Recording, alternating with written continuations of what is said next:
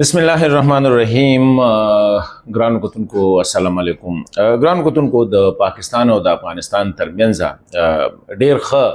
داسې ښکاري چې د تعلقاتو په مد کې چې کوم دی ډیر ښه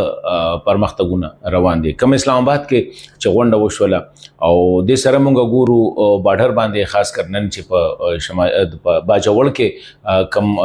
کم ټي ټي پی یعنی عسکریت پسندو کوم بارډر کراس کو او هغه وشتلی شوی دی یا د دې نه مخکې حسن خیلو کې سورج وړاندې الته کې تقریبا 10 کسان دلته کې تقریبا 10 کسان نو لکه د دې نه د پته لګي چې دوانو ترمنځ کوآپریشن روان دي. اوس دلته کې په میز باندې سکیږي په ټیبل باندې سکیږي.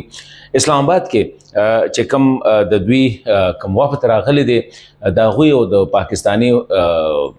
مشرانو ترمنځ د وزارت خارجه افسران دلته او د وزارت خارجه الته کې د غوی ترمنځ سره روان دي او د آیا دا چې کوم دی دا دغه هغه د کم چې د دوی بس کې خبره ترې کیږي د پاسن خېلو کې یا باجوړ کې یا پځای چې وز دا کیږي دا تعاون طرف تر روان دي کنه یو دا بل دا چې پاکستان یو ډیر غټ کیس د افغانستان د لپاره هغه کړی دی وغه دا دی چې په نړیواله کانفرنس کې یعنی په اقوام متحده کې په سکیورټي کونسل چې کوم اجلاس او د سلامتی کونسل په هغه کې پاکستان دنیا ته ډیر لکه په بولډ تویل دي چې تاسو د افغانستان حکومت تسلیم کړي د دوی په ټول افغانستان حکومت ته بل څو سره چیلنج او تنشتا بل دا ډیماند کړی دی چې د ټیم کې فوري تاسو افغانستان ته د 2.02 ارب ډالرو امداد چې کم دی د تاسو فوري ورکې دلته کې انساني دغه د پاره او بل دا ډیماند کړی دی چې د دوی نه پابندیان لري کې نو د ټولو باندې په نننی ویلا کې خبرې کو لمبه خدا دی چې اسلام آباد کې کوم غونډه شوې د 2 ورځې پرونه نن بیا هغه کې ناسته و د کې د تعلقاتو خکولو او د راشه درشه او د یو بل سره د رابطې د لپاره اسانولو د لپاره دوی یو نوې میکانیزم باندې چې کوم دی هغه وس جوړ کړی دی یعنی یو طریقې کار چې کوم دی هغه باندې وس دوی اتفاق کړی دی مخکې هغه اپیپس په توګه کوم چې پاکستان افغانستان پاکستان ایکشن پلان فور پیس اینڈ سالیډریټي یعنی د امن او د استحکام راوستلو د لپاره چې کمپلین هغه کې 15 کمیټه هغه ټیم کې د ډاکټر اشرف غنی سره په وخت کې جوړې وي وس دی وی چې هغه نه افغان امارت اسلامي وی چې هغه ټیک نه دی هغه ټیم کې په افغانستان کې د بهرنو خلکو حکومتو نمنګ نوې میکانیزم جوړونه دوی په دې کې په یو نوې میکانیزم باندې یو طریقې کار باندې دوی اتفاق وکړو او هغه کې دا چې دوی به یو بل سره سیاسي ډایلاګ او وسره چې کوم دی اقتصادي او د مختلف مسلو باندې کاغه لکه څنګه چې مخکې چې فوجي شولو اقتصادي شولو او دغه شان د مهاجرینو حواله سره هغه ټول باندې به کوم دی دوی خبرې اترې په پکې نو په دې باندې دوی وس په خلاصي وي دي نو دا یو ډېر ښه ډیولپمنٹ شوی دی بیا چې کله دا غونډه ختم شوله نو پاکستان دا یو دغه کو د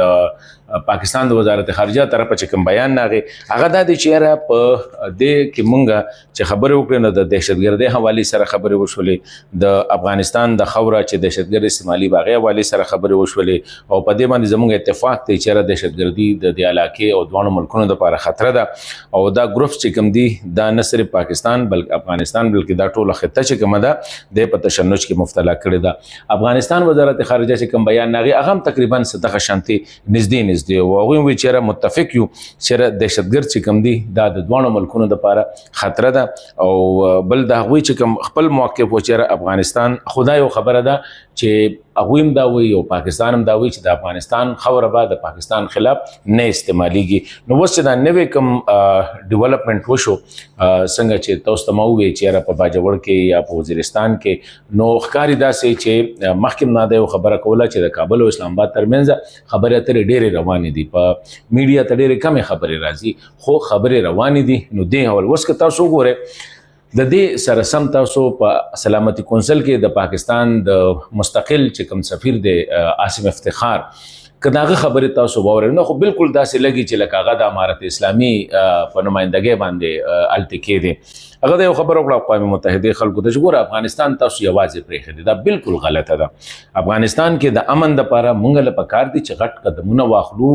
او د وخت کې مونږ دا ومنو چې افغانستان کې دا وخت صرف یو انتظامیه ده په ټول افغانستان د هغوی کنټرول دی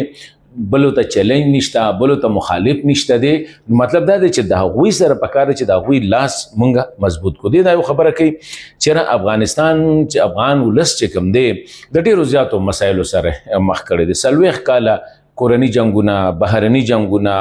د بهر نه مداخلت، تشدد، دهشتګردي، لکه ټوله دنیا ویده ولیدل. او د دې د وجې نه چې کوم دی ډېر زیات هلته کې عدم استحکام راغی، استقلال خراب شو، په زرګونو لکونو خلکو ته هجرت وکړو او د هغې ډېر غټ خراب اثرات نو دي اثراتو. ته اوس دا خبره وکړله چې یاره دې وخت کې دا کوم امارت اسلامي یا دا کوم حکومت دی دا یو نوې موقع ده او دا یو ډېر لوی امید دی. نو د دې نه چې کوم دی فایده اخیستل پکار دي. افغانستان اوس واپس را روان دی د خوشحالۍ طرف ته، د امن طرف ته، د دهشتګردۍ نه پاک دغه طرف ته. او په دې کې هغه اوس د نړیوالې ورورولۍ چې کوم دی حصه جوړیږي. اوس که په دې وخت کې عاصم افتخار وایي دنیا ته که په دې وخت کې تاسو افغانستان باندې پابندۍ لګوئ،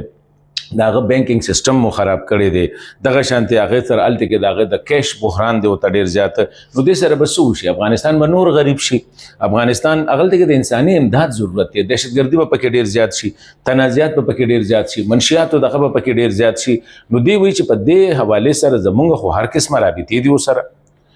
خو دنیا له پکار دی چې دا انساني بحران چې را روان دی لمبې دا انساني بحران اډرس کی ټول په شریکه سره، ټول دنیا په شریکه سره چې دوی له ورشو سره کینې سره خبرې سره وکړي، هغوی هم دغه ته مایله کړي چې کوم د دنیا ته کوم توقعات دي. ګوره هغې یو خبره کړې ده چې ګوره په 2015 کې هلته کې چې کوم بنیادي انساني ضروریاتو چې دا د نړیوالې ورورولۍ ذمهواري وه په هغې کې تر اوسه پورې 15% د دنیا پکې کار کړی دی. هغوی ته فوري ضرورت دی. دې ټایم کې دا ووایي چې تاسو له پکار دی چې دنیا فوري طور باندې او غیر مشروط طور لکه شرطونه به هم نږدې 2.02 اربه ډالر چې دي یعنی میلیارډ ډالر چې کوم دي دا تاسو هلته کې فوري طور باندې دا هغوی له پکار دي. بله یو خبره ورته کړې چې دا پابندۍ ته لرې کړي.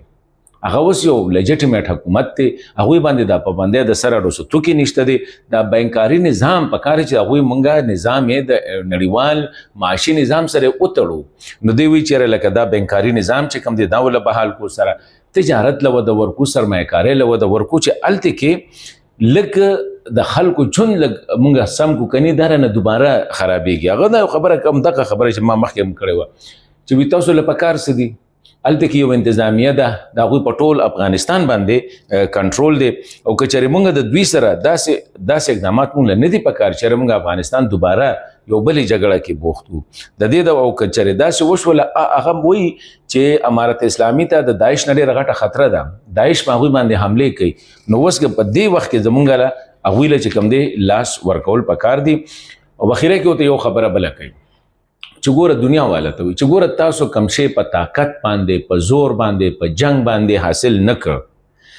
نو دا پابندۍ شولې، دا مالی یعنی د پیسو دغه د بهونه شولو یا هغوی یوازې کول دي، په دې باندې دا تاسو نشئ دغه کولی. نو عالمي برادرۍ له دې وخت کې مشترکه طور باندې په ګډه باندې چې کوم دی د امارت اسلامي سره د دې د عبوري حکومت سره یو رابطه هم پکار ده، یو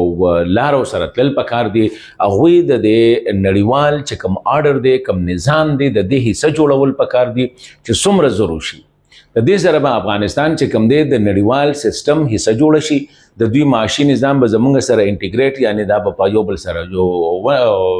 زنځیر به شي ورسره ولګي به ورسره. او دغه شانتې دوی به چې کوم دی لکه کې بني نو موږ سره خبرې کوو، زمونږ اوس خو سره نه مونږ خبرې کوو، نو سره تاسو خبرې کوئ، نو سره څوک کوي شي. د سفر پابندۍ دي پې، اقتصادي پابندۍ دي پې، نو د دې نه دا راایستل پکار دي. نو زه دا ګورم چې که دا مونږ وګورو د اسلام آباد دا غونډه، بیا په اقوام متحده سلامتي کونسل کې د پاکستان دا موقف، که دا ټول مونږ وګورو نو د دې نه دا اندازه لګي چې دواړه یو بل ډېر زیات لاس ورکوي. پاکستان کوشش کوي چې امارت اسلامي مخکې بوزي، پاکستان دا کوشش دا کوي چې افغانستان د یو بل جنگ سره مخ نشي، کني بیا به مهاجرینو دا مسله او کمې پورې پاکستان اوس دا یو فیصله کړی کمې پورې چې افغانستان سټیبل نه با استقلال نه، پاکستان ترقي نشي کولی، نه مونږ ټریډ ټرانزیټ نه موږ د سنټرل ایشیا سره منځنۍ ایشیا سره یا د مشرقي یورپ سره رابطې کوي شو. نو امن ضروری دی او د امن لپاره موجوده چې کوم حکمران طبقه ده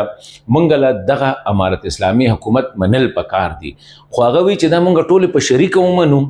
ټول دنیا په یو ځای باندې دا اومني دي تسلیم کی، نو دا غي د وجه نه دوی سره بیا مونږ لا خبرې کول ډیر دغه او کې دي چې سپ مراست دغه واخلو لکه دغه په بدله کې چې کم دی دویم څه خبرې ومني. نو زه دا ګورم چې دا ټول هر څه مونږ وګورو نو دی وخت یو شی روان دی وغه دا دی پاکستان له اړه خاص کر چیرې افغانستان دوباره جګړې ته لاړ نشي، کورنۍ جګړو ته لاړ نشي او الته کې حالات چې کم دي سم شي، دا نظام چې دی خدي بد دی هر څه دی دا نظام دی دا چلول پکار دی. بیا د افغانان په خپل باندې دننه په نظام کې تبدیلی راولي نو راوستي.